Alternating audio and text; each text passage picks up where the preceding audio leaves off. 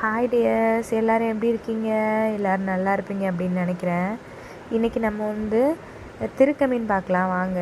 இவ்வளோ பெரிய மீன் பார்த்துருக்கீங்களா அப்படின்னு எனக்கு கமெண்டில் சொல்லுங்கள். ஃபஸ்ட்டு இந்த மீன் பேர் வந்து சங்குவாயின் திருக்க. இந்த மீன் வந்து ரொம்பவே டேஸ்ட்டாக இருக்கும்.